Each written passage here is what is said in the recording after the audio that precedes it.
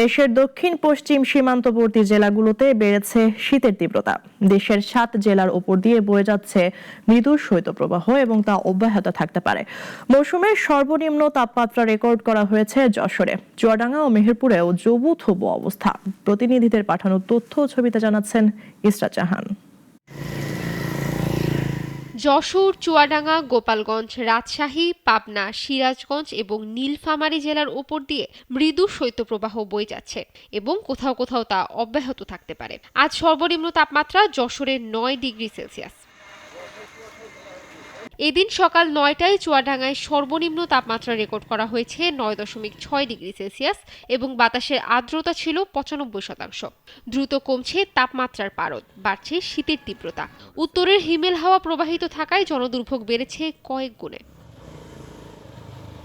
মেহেরপুরে জনজীবন তীব্র শীতে জবুথবু। সকালে জেলায় সর্বনিম্ন তাপমাত্রা রেকর্ড করা হয় 9.5 ডিগ্রি সেলসিয়াস। এ সময় বাতাসের আর্দ্রতা ছিল 97%, যা শীতের অনুভূতিকে আরও তীব্র করেছে।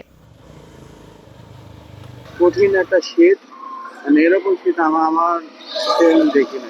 শীতের সময় আগে মাসালাতে কষ্ট, এই যে ঠান্ডা পানির মধ্যে হাত দিয়া খুব কষ্টের কাজ হয়। প্রচন্ড শীত করতেছে, এর জন্য আমরা আগুন জ্বালায় শীত নিবারণ করতেছি। সকালের পুরো সময় চারপাশ কুয়াশার চাদরে ঢাকা থাকায় সড়ক মহাসড়কে যানবাহন ও মানুষের চলাচল কমেছে উল্লেখযোগ্য হারে। ভাই শীতে তো লোকজন রাস্তায় বাড়াতে পারছে না, অনেক ঠান্ডা।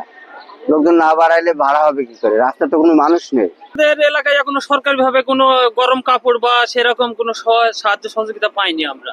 আগামী কয়েকদিনে তাপমাত্রা আরও কমার আভাস রয়েছে দেশের সীমান্তবর্তী জেলা মেহেরপুরে। তীব্র শীতে বিপর্যস্ত হয়ে পড়েছে জনজীবন। ঘন কুয়াশা আর হিমেল বাতাসে সকাল থেকে সন্ধ্যা পর্যন্ত কনকনে ঠান্ডা অনুভূত হচ্ছে।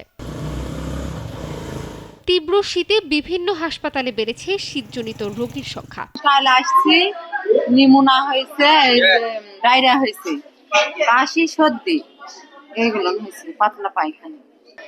আমার নাতনি 4 দিন ভর্তি আছে, জ্বর, ঠান্ডা, কাশি, জ্বর, পাতলা পায়খানা, 4 দিন ধরে প্রচন্ড ঠান্ডা পড়ছে, সেই কারণে আর বাচ্চা খুব অসুস্থ হয়ে গেছিল।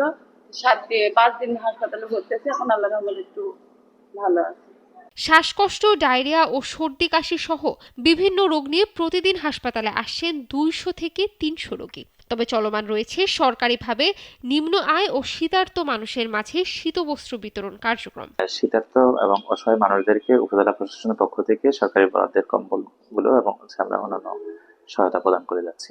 দিনমজুর, ভ্যান চালক ও শ্রমজীবী মানুষরা চরম বিপাকে পড়েছেন। অনেকে খড়কুটো জ্বালিয়েও চেষ্টা করছেন শীত নিবারণের।